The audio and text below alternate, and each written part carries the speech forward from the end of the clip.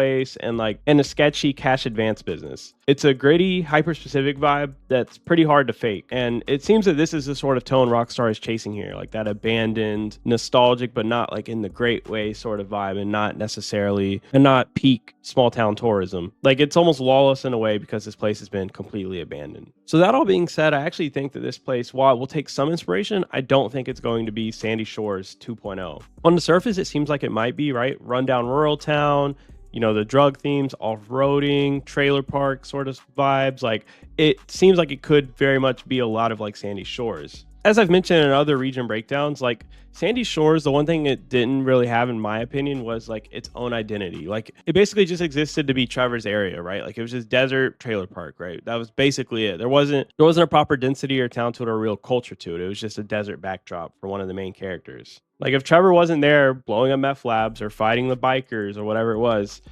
Sandy Shores was like this dead ghost town with not much going on. Port Gellhorn, to me, clearly from what we've seen from Rockstar, like has its own functioning ecosystem and real culture that's independent of Jason and Lucia and any of the main characters from the game. Like from official footage, we've seen pawn shops, local liquor spot, the Delight Strip Club. And then from the mapping project, we know that there's a local mall, a dirt raceway, a massive trailer park, public spaces like soccer fields and basketball courts. So like this will be much more than just 2 dirt roads and a single gas station. This will be a fully realized low-income town with its own nightlife, its own local economy, sports culture, recreational spaces. Like it's a real living place. And I think that is one of the main evolutions that GTA 6 is going to have versus GTA 5. I think that we can expect the world to feel more like how it did in Red Dead Redemption 2, where it's this truly alive, immersive world where there's not really any town that's just there to exist like they might in GTA 5. Like, no, this is going to be a fully realized, living, breathing world. And this is going to be that small town, low income angle that I'm excited to see. One of the cooler things that we do have concrete details on regarding Port Gellhorn is a side activity built around Wyman's World Auto Salvage. If we look at the breakdown for the official Ultimate Edition content, Rockstar confirms this isn't just a background business. This is a legit, full, progression-based side mission hub.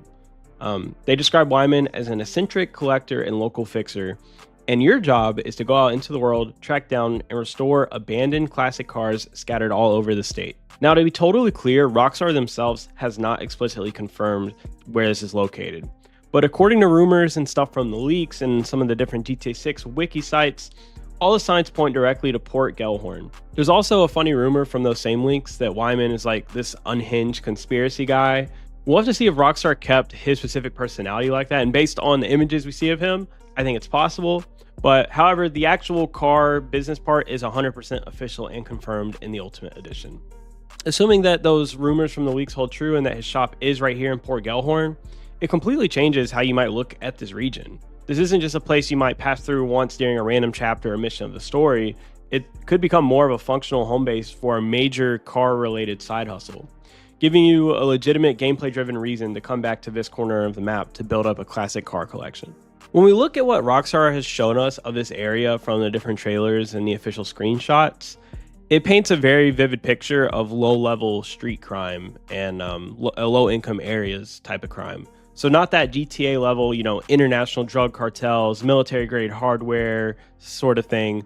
No, like this is going to be much more boots on the ground, low-level, whether it's like something like local liquor stores or rundown motels with fights breaking out in parking lots, or people hanging out in the back of older sedans and, small scale weed farms, like stuff like that. Stuff like that is much more the vibe of Port Gellhorn than any of that crazy stuff that we might get into in Vice City and so on. Like this isn't a massive, criminal area with this ladder for you to climb. It feels like regular people just filling that economic gap however they can, because the town really, as it's abandoned, didn't really leave them any choices. And honestly, that lines up with what Rockstar's told us about the location. The economy's gone. They're running on painkillers and malt liquor.